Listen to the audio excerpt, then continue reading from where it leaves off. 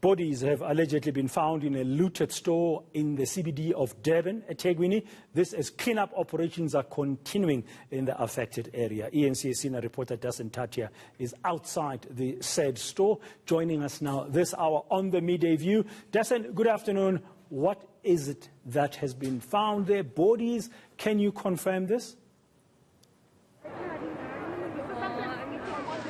That's correct, Dan, and as you said in your intro, it has been an extremely heartbreaking month for those that are in this province in particular, and that trend seems to continue. Now, there have been reports that there were bodies that were discovered in that store that's behind me now. It's the store just under the black and orange branding there that says Ginger's International. That's where police officers from the search and rescue units have been entering and exiting. So they had received reports that there were these bodies that were found in the upstairs section of this building. Now, most of it had been destroyed during that unrest. The store was one of those that was looted.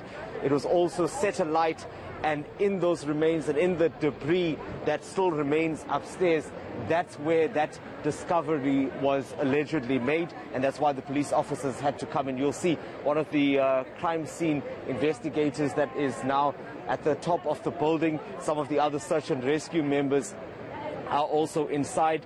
We have had sight of what that scene looks like through some pictures, and it is a really gruesome scene. It seems that those bodies that they are looking for, and also just trying to establish how many exactly, are badly burnt beyond recognition. And now it's going to be a matter of establishing, as I said, how many of them are there, and just making sure that they can retrieve those remains and take them away then. Is there any clarity at this stage, or is it too early to say when the deaths occurred? I must be careful about the choice of words here, because we don't know exactly what happened, but you've mentioned burnt beyond recognition. No, there's no indication yet. It is still very much an active scene, and I'll just allow you to look at some of the activity that's going on here while I talk to you.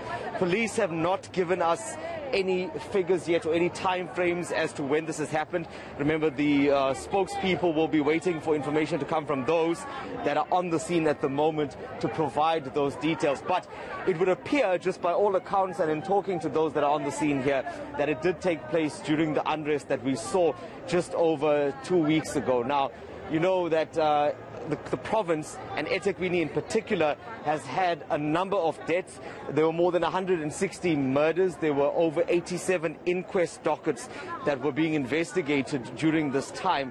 And yet we're still seeing those numbers now starting to rise, particularly with incidents like this. We will allow the police to do their investigation and to provide further details. And we are on scene here, Dan, just to establish how many of those bodies are exactly inside. Some of the bystanders here have been saying to me that they were able to get sight of what was going on just from the buildings that are across the road here.